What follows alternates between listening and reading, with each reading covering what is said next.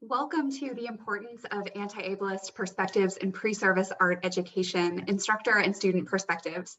I'm Jenna Gabriel, and I'm joined today by my colleague and former student, Anh Ha. We will introduce ourselves momentarily, but I first want to just provide a few access notes. In addition to the slide deck, which we will describe throughout our session, there are video panels at the top of your screen that show me and Anh. I am a white woman in my 30s with red curly hair and glasses, wearing a white shirt and a navy blue blazer. I'm sitting in front of a bright green wall with many multicolored postcards, images, and books on it. Hello, I'm Anh, and I am an Asian American male in my early 20s with straight brown hair and gold rimmed glasses, wearing a white button up with a black blazer. I am currently sitting in front of an off-white wall that is covered with posters and personal artwork. All right, let's get started. So hi, I'm Jenna. On the left side of this slide is a picture of me. I'm smiling and looking at the camera in front of a green wall with a bookcase that's kind of blurred out, and I'm wearing a cream shirt. I'm a PhD student at Virginia Commonwealth University, where my research looks at the intersections of critical disability studies and special education in arts learning contexts, and how critical disability studies can guide the development of justice-based arts pedagogies, particularly for disabled learners. I'm interested in classroom practice, but also in pre-service teacher preparation, which is, of course, the focus of today's lesson. So in addition to my studies, I'm the instructor of record for ARTE 450 and ARTE 550, which are the required courses for VCU's undergraduate and master's pre-service art teachers on supporting students with disabilities. Hello, everyone. I'm Anh, and I'm super excited and grateful to have been given the opportunity to co-present with Jenna at this year's ABLE Assembly. I am currently an undergraduate student at the Virginia Commonwealth University with a major in art education and a minor in art history. My future goals and aspirations include a future teaching career within secondary education, specifically at the high school level. After a few years in teaching, I would eventually like to pursue a master's program in education, or even begin to transfer into an administrative or legislative position within the education system. Lastly, I was also the recipient of the Art Education Theory to Practice Scholarship, and I am seen sitting on a bench in the image on the left. I am wearing a black turtleneck with a gray jacket and white slacks in the photo. So let's take a look at our learning goals for today's session. In order to communicate the importance of anti-ableist perspectives in pre-service art education, we will discuss an example course designed for pre-service art teachers at the undergraduate and master's level that aims to develop anti-ableist mindsets and competencies. I will share the course goals, key themes we engage with, and the course structure, and then I'll pass it over to Anh, who took the course last fall, to share his final project and discuss how the critical frameworks in this course prepared him to work with students. At the end, Anh and I will reflect on future directions and implications of this course for pre-service teacher training more broadly. Let's begin. My syllabus is publicly available, and we have included it in our session's learning module, so I encourage you to review it. In the interest of time, I'm only going to summarize a few key learning goals for students enrolled in ARTED 450 or 550. So part of what this course grapples with is the tension between critical disability studies and special education, about how we prepare teachers who understand the limits of our special education system and are actively working to challenge the ableism that we see in our schools, while also recognizing that real students are caught up in these systems. And we want our teachers to enter the classroom ready to set disabled learners up for success. So as students complete the course, they develop a working knowledge of the unique characteristics of students with disabilities and the educational policies that impact their art education. They're working specifically to analyze those classroom practices through the lens of the critical frameworks that they gather through our more theoretical readings, and they're building skills and competencies to design and present PK through 12 art lessons that support a wide variety of cognitive, sensory motor, and communication and behavior experiences. Over the course of the semester, we move through 3 sections as a class. We start with a really solid grounding in disability identity, disability justice, and the arts. This includes models of disabilities. So we discuss, of course, the medical and social models, but we also read material that exposes common critiques of the social model's relationship to the variance in disability experiences. So we read about Swain and French's affirmation model and also Allison Kafer's political relational model. We define and contextualize anti-ableism, and really work to understand how disability justice frameworks apply in art education. The second section is dedicated to the role of the art educator. So art teachers are responsible for upholding and working within federal education laws. So we cover the major pieces of legislation and how they apply in art class. Then we talk about whole class approaches like differentiated instruction and universal design for learning. And the final unit is accessibility in the classroom. So this is where we're talking about how to design classrooms that support strengths and challenges across the domains of cognitive functioning, sensory motor, and communication and behavior. We talked specifically about adaptations, accommodations, and modifications that might be useful in the art classroom. And as a final project, students are responsible for submitting an anti-ableist lesson or unit plan with materials explaining how students' learning needs are being met. We read a lot of pieces throughout the semester, but there is one that we touch on twice. So we use Assuming Responsibility by Doug Blandy, which was written in 1994 to start a conversation about the role of the art educator.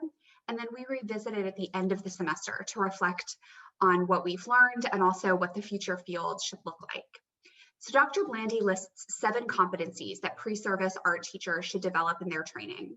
Ann and I thought it would be useful to share these in this session and then to return to them in the reflection section with some updates and changes that we have proposed in order to move toward more disability justice in art education. Dr. Blandy tells us that art educators should have an understanding of students with disabilities and multicultural education, knowledge of federal and state laws affecting people with disabilities, and understanding of philosophies underpinning the disability rights movement and how they apply specifically to art education, experience with literature from special education, anthropology, political science, art therapy, and other fields related to disability, as well as narratives about and by people with disabilities, practicum experiences, insights serving people with disabilities, familiarity with communication systems used by students with disabilities, and comfort interacting with colleagues with disabilities. We'd like to ask you to keep that in mind as we move through the session. So now let's dive into the meat of today's presentation, demonstrating a commitment to anti-ableism in our lesson and unit plans. In the final project of the class, students are asked to prepare a lesson plan or a unit plan with considerations for cognitive functioning, sensory motor, and communication and behavior. They then must select from a provided list of student profiles and provide me with accompanying materials that demonstrate an understanding of that student's needs, a relevant critique of ways that that student may or may not have been supported in schools, and strategies for enabling their student success within their lesson. I want to note here that while what I expect students to demonstrate is quite specific, I keep the format of this assignment intentionally broad to allow for differentiation. So I allow students to propose a format for their project that best meets their needs as budding educators. Last semester, for example, I had students who turned in a traditional research paper to accompany their unit plans, but I also had students who prepared videos of themselves leading their lesson, who recorded themselves leading podcasts, who created graphic novels. Instead of designing a new unit plan, An proposed presenting a unit that he had designed for a previous course, then using that as a text to critique through the lens of course readings, concluding with a redesigned unit plan that spoke to the anti-ableist perspectives and practices we developed throughout the semester. He selected a presentation as his final format, and it's actually the final project that he presented that was the impetus for this session and has developed into the example he's about to share. Thank you so much for the amazing segue, Jenna. So what was my initial lesson plan prior to taking your class? Allow me to introduce my early lesson titled Discovering Our Multiple Identities. On the right side of the slide deck are a few artists and their work that were intended to support the lesson and the big idea of identity. Kehinde Wiley's Willem van Haytusen, Yayoi Kasuma's Obliteration Room, and Shirin Nishat's work about gender inequality and cultural norms. As for some of the general information regarding the lesson itself, the lesson was originally intended to reach 10th graders and specifically Art 2 students, all while consisting of 5 80-minute class sessions in order to complete the project. The big idea, as the name obviously states, would be identity. And by the end of the unit, the students would be able to answer the essential question, how is identity formed? As for the rationale behind the project, by engaging this lesson, students will begin to develop a deeper understanding of self and begin self-evaluating the various factors that begin to shape who they are. Culture, race, socioeconomic class, relationships, and education being just a few. And not only are the students learning about themselves, they are also learning about their peers in the process, therefore creating a classroom environment that is culturally inclusive and supportive of multiculturalism. As for what the students will create, essentially their end product would be to create a charcoal self-portrait that would reflect their own identity. In summary, the process consisting of photographing themselves, printing that said photo, and creating a grid in order to engage and create a grid drawing, all while being accompanied by mini lessons within the unit that would build up drawing fundamentals, contour line drawings, mark making, value, tone, and gradation. In regards to differentiation for identified students, it looked a little like this at the time. Students will gather for additional supplemental discussion or use reduced or simplified grids for their portraits, and a decrease in the number of factors required from 10 to 5 during the final assessment. As for the student I chose to engage alongside my lesson, we have Ada. On the right side of the screen, you will see a silhouette of Ada. But who is Ada? For starters, Ada identifies with they, them pronouns, and it is of the utmost importance that we explain the importance of respecting Ada's identity within not only the confines of our classroom, but within all of our day-to-day lives. They also love telling stories and are frequently caught doodling in class. As for the information within their IEP or individualized education plan, Ada has ADHD and struggles to remain on task for longer than 15 minutes at a time. Therefore, it comes to no surprise that the use of graphic organizers would help students like Ada stay on task, as stated within their IEP. And lastly, academically, they are on grade level. Critique check. We will now pause our regularly scheduled programming about the lesson in order to cover some important information about the history of disability within the educational landscape. Within our society, the medical model specifically, there's been a long history of negative scientific terms that have been used, such as attention deficit disorder, atypical child, brain damaged, educationally handicapped, hyperactive behavior disorder, and many more that far exceed the level of problematic language that would be accepted today. Additionally, students with disabilities may also attend outside special schools or classes. There definitely being pros and cons to both, examples being resource rooms or pull-out rooms, special classes or special schools, which are basically specialized schools or classes that are taught by trained professionals and are catered to assist the student in a particular aspect of their life in relation to their disability. It is also interesting to know that students with ADHD are also labeled as being high incidence disabilities and generally experience inclusion in the general education classroom. After defining accommodations, modifications, and additional supports within the educational setting, accommodations are changes to the ways that instruction or assessment is given. Modifications are changes to the curriculum content itself. And additional supports are things such as assistive technology, speech therapy, the school counselor, and personal student aides. Now back to your regularly scheduled programming and Ada's practical and anti-ableist strategies. Beginning with preferential seating, it is important to manage their seating in order to put them around peers that will help keep them on track and working simultaneously thinking about Ada's distance from the instructor. By keeping them close to me, I can provide the occasional nudge in order to keep working and really make use of every single minute of class, making their 15-minute attention span really last the whole way through the class period. Next, fidget tools. Having these inside the classroom will help maintain focus as well as relieving any excess energy that they may have at the current moment, but also making sure to support Ada's doodling in their sketchbook within the confines of the art classroom. So why not further emphasize this aspect of them within their self-portrait? Again, as stated earlier in Ada's EEP, they thrive off of the use of graphic organizers. Not only do they help them, but they can act as checklists and methods of task analysis for the instructor as well. An example graphic being the image on the right that helps break down the structure of the human face into comprehensible pieces.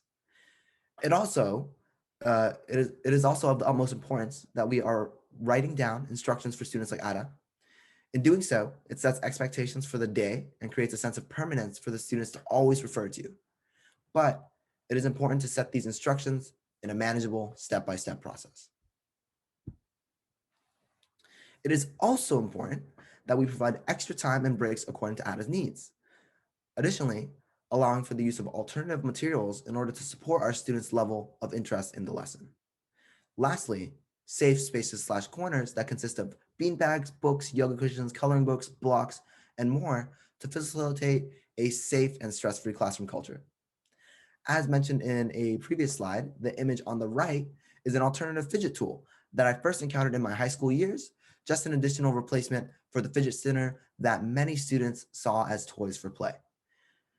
Some other things to consider would be the classroom setup, thinking about the visuals in the classroom, having accessible walkways/shelvings, visual schedules, work bins, and more, utilizing and discovering technology in support of anti-ableist practices, collaboration with colleagues in the schools, such as the special ed teachers, paraprofessionals, individual service providers, and other departments within the school, leaving the classroom and venturing out and around the school campus, and setting goals for our students.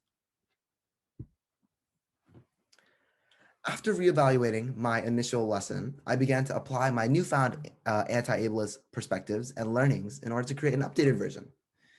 Beginning with my initial target age, I believe that any good lesson or unit plan should be adaptable or adjustable for all age groups. I also began thinking about the scope of my lesson, and that for some students like Ada, additional time would be needed in order to complete the assignment. I also never included aspects of disability and the LGBTQA community as factors for self-evaluation. On the right side, you will now see a rainbow gradient that is labeled with the LGBTQA plus in bold white letters. Thinking about the importance of engaging these conversations within our art classrooms, because our world is changing now more than ever.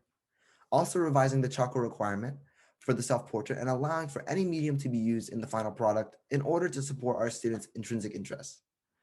As for Ada's interests, it may also prove beneficial to introduce the lesson as an exploration of their own, their life story. Lastly, thinking about the possibility of providing students with pre-drawn grids, as well as adjusting our language around identified students to disabled students, because why sugarcoat something that is a part of our students' identities? In summary, here are the key takeaways for Ada. One of the most important things being the removal of the charcoal requirement of the lesson. In doing so, increasing their interest, allowing for free expression, and thus requiring a readjustment of the rubric in order to support our students' free choice.